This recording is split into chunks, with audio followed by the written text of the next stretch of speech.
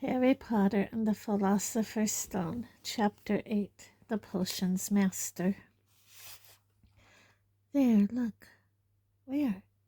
Next to the tall kid with the red hair. Wearing the glasses? Did you see his face? Did you see his scar? Whispers followed Harry from the moment he left his dormitory the next day.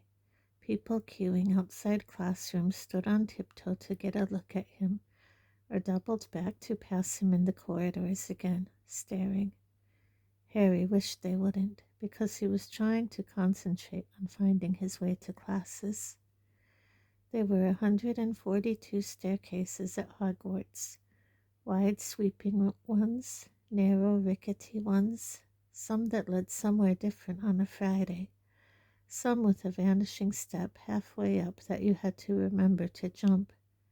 Then there were doors that wouldn't open unless you asked politely, or tickled them in exactly the right place, and doors that weren't really doors at all, but solid walls just pretending. It was also very hard to remember where anything was, because it all seemed to move around a lot. The people in the portraits kept going to visit each other, and Harry was sure the coats of armor could walk. The ghosts didn't help either. It was always a nasty shock when one of them glided suddenly through a door you were trying to open. Nearly Headless Nick was always happy to point new Gryffindors in the right direction, but Peeves the Poltergeist was worth 2 locked doors and a trick staircase if you met him when you were late for class. He would drop waste paper baskets on your head, pull rugs from under your feet, pelt you with bits of chalk, or sneak up behind you, invisible, grab your nose and screech, "Got your conch!" Even worse than Peeves, if that was possible, was the caretaker Argus Filch. Harry and Ron managed to get on the wrong side of him on their very first morning. Filch found them trying to force their way through a door which unluckily turned out to be the entrance to the out-of-bounds corridor on the 3rd floor. He wouldn't believe they were lost, was sure they were trying to break into it on purpose, and was threatening to lock them in the dungeons when they were rescued by Professor Quirrell, who was passing. Filch owned a cat called Mrs. Norris, a scrawny, dust-colored creature with bulging lamp-like eyes just like Filch's. She patrolled the corridors alone, break a rule in front of her, put just one toe out of line, and she'd whisk off for Filch, who'd appear, wheezing, 2 seconds later. Filch knew the secret passageways of the school better than anyone, except perhaps the Weasley twins, and could pop up as suddenly as any of the ghosts. The students all hated him, and it was the dearest ambition of many to give Mrs. Norris a good kick. And then, once you had managed to find them, there were the lessons themselves.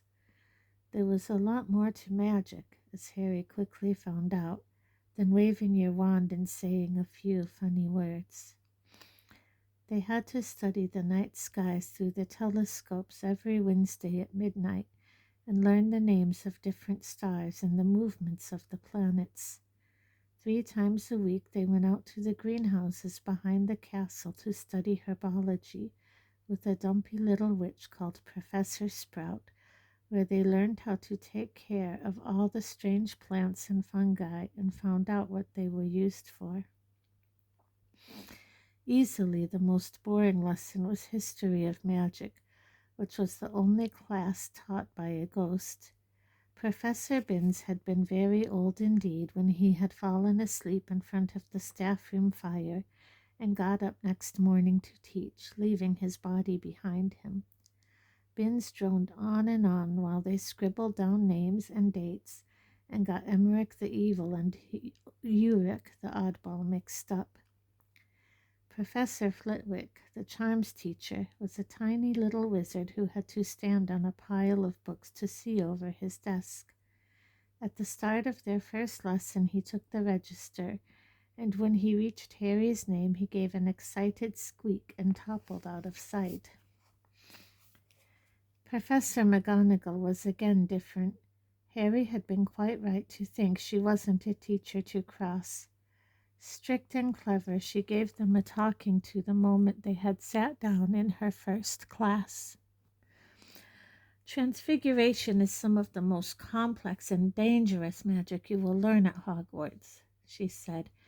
Anyone messing around in my class will leave and not come back. You have been warned. Then she changed her desk into a pig and back again. They were all very impressed and couldn't wait to get started, but soon realized they weren't going to be changing the furniture into animals for a long time. After making a lot of complicated notes, they were each given a match and started trying to turn it into a needle. By the end of the lesson, only Hermione Granger had made any difference to her match. Professor McGonagall showed the class how it had gone all silver and pointy, and gave Hermione a rare smile. The class everyone had really been looking forward to was Defense Against the Dark Arts, but Quirrell's lessons turned out to be a bit of a joke.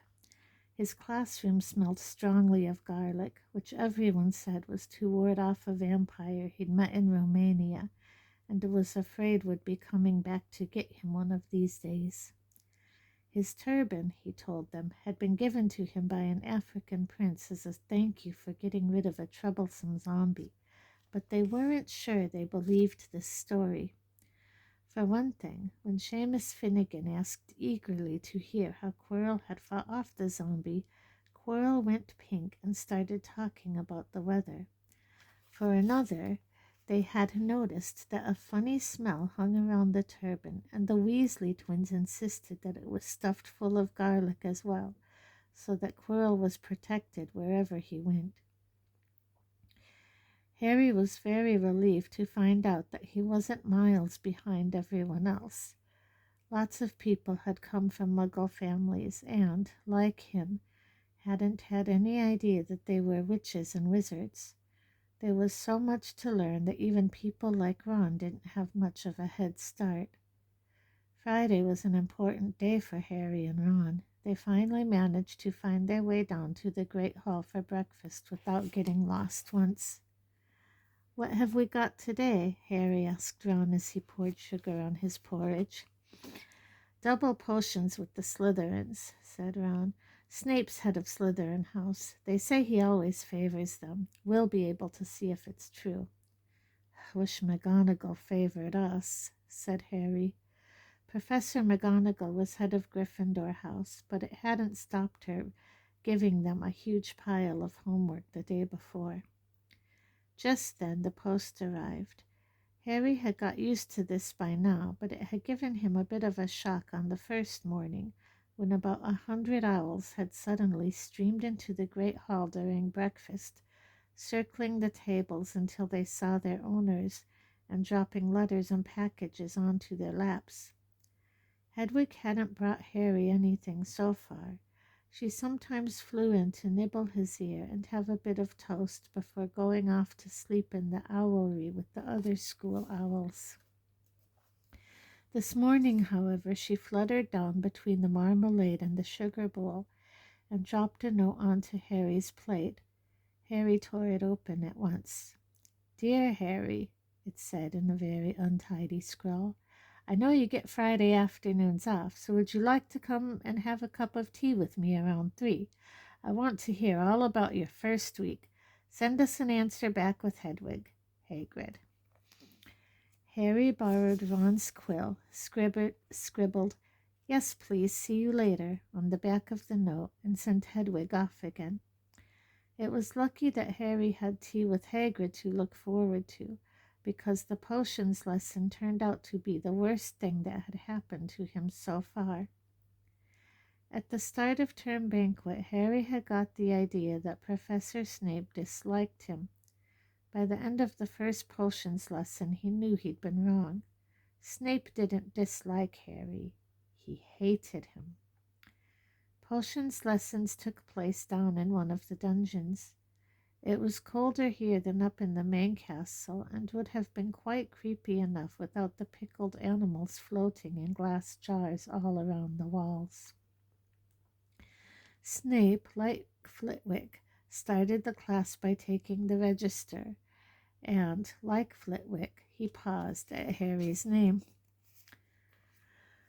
"Ah, yes," he said softly.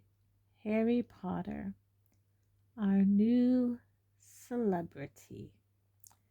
Draco Malfoy and his friends Crabbe and Goyle sniggered behind their hands. Snape finished calling the names and looked up at the class. His eyes were black like Hagrid's, but they had none of Hagrid's warmth. They were cold and empty and made you think of dark tunnels. "You are here to learn the subtle science and exact art of potion making," he began. He spoke in barely more than a whisper, but they caught every word. Like Professor McGonagall, Snape had the gift of keeping a class silent without effort. "As there is little foolish wand-waving here, many of you will hardly believe this is magic. I don't expect you will really understand the beauty of the softly simmering cauldron with its shimmering fumes, the delicate power of liquids that creep through human veins, bewitching the mind, ensnaring the senses. I can teach you how to bottle fame, brew glory, even stopper death, if you aren't as big a bunch of dunderheads as I usually have to teach." More silence followed this little speech. Harry and Ron exchanged looks with raised eyebrows. Hermione Granger was on the edge of her seat and looked desperate to start proving that she wasn't a dunderhead. "Potter," said Snape suddenly, "what would I get if I added powdered root of asphodel to an infusion of wormwood?" "Powdered root of what to an infusion of what?" Harry glanced at Ron, who looked as stumped as he was. Hermione's hand had shot into the air. "I don't know, sir," said Harry. Snape's lips curled into a sneer. "Fame clearly isn't everything." He ignored Hermione's hand. "Let's try again. Potter, where would you look if I told you to find me a bezoar?" Hermione stretched her hand as high into the air as it would go without her leaving her seat, but Harry didn't have the faintest idea what a bezoar was. He tried not to look at Malfoy, Crabbe, and Goyle, who were shaking with laughter. "I don't know, sir." "Thought you wouldn't open a book before coming, eh, Potter?" Harry forced himself to keep looking straight into those cold eyes. He had looked through his books at the Dursleys, but did Snape expect him to remember everything in 1,000 magical herbs and fungi? Snape was still ignoring Hermione's quivering hand. "What is the difference, Potter, between monkshood and wolfsbane?" At this, Hermione stood up, her hand stretching towards the dungeon ceiling. "I don't know," said Harry quietly. "I think Hermione does, though. Why don't you try her?" A few people laughed. Harry caught Seamus's eye, and Seamus winked.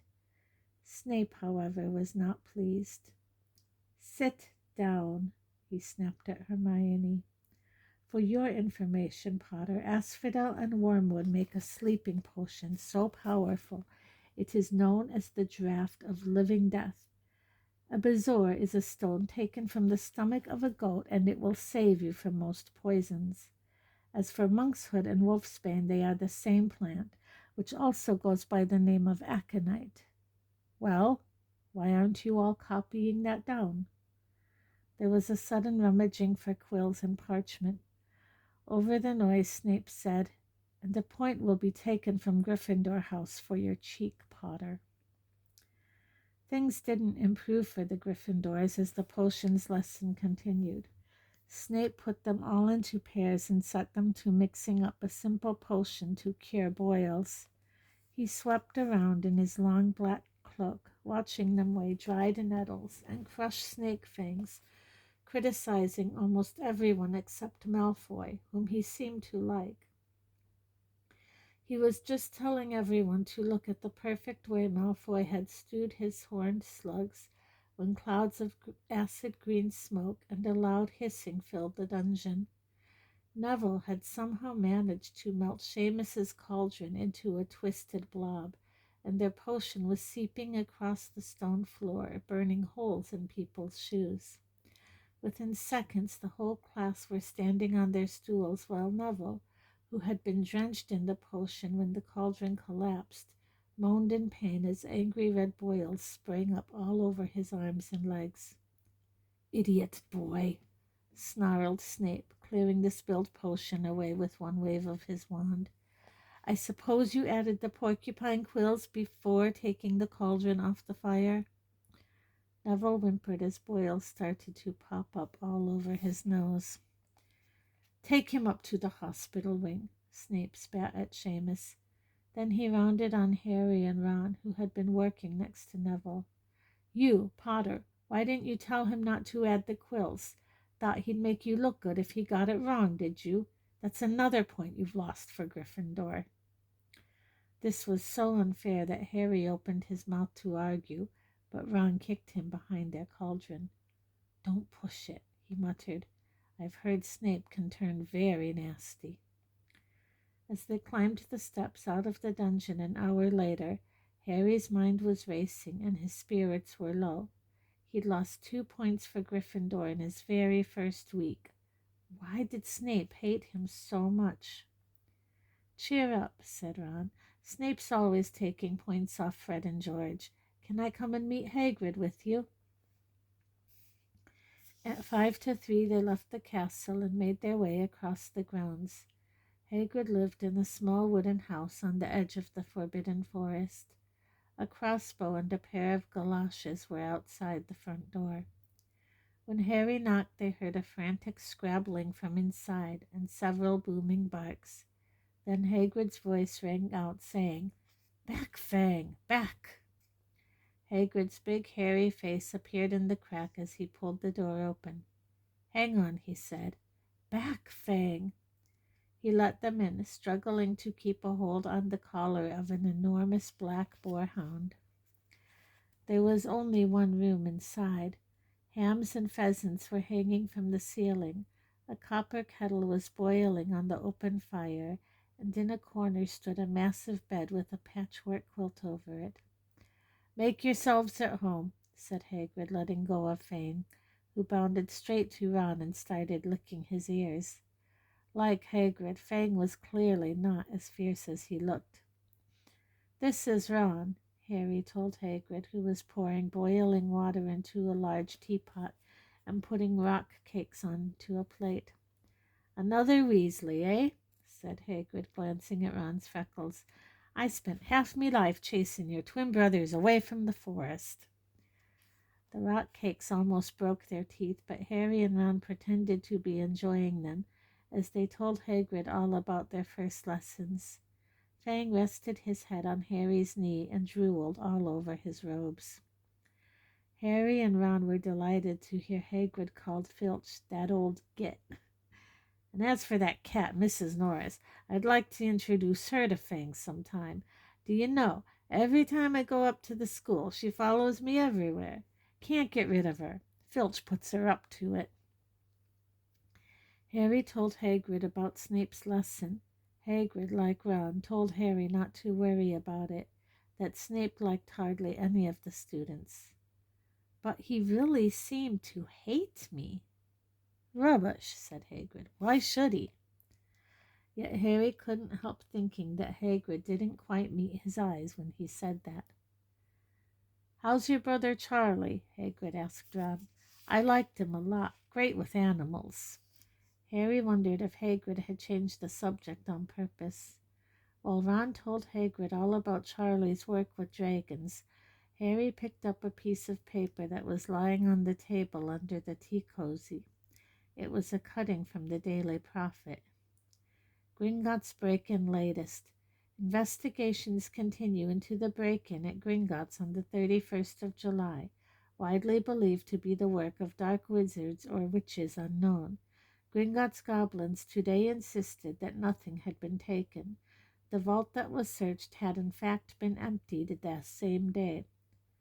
"But we're not telling you what was in there, so keep your noses out if you know what's good for you," said a Gringotts spokesgoblin this afternoon.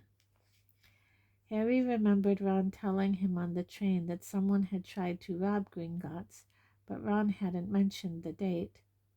"Hagrid," said Harry, "that Gringotts break-in happened on my birthday. It might have been happening while we were there." There was no doubt about it. Hagrid definitely didn't meet Harry's eyes this time.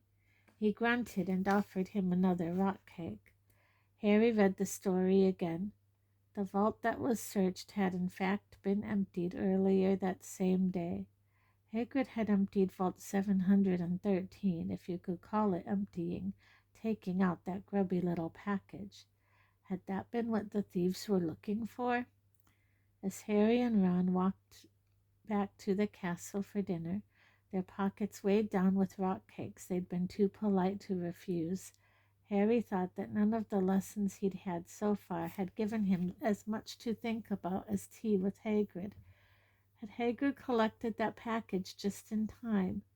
Where was it now? And did Hagrid know something about Snape that he didn't want to tell Harry?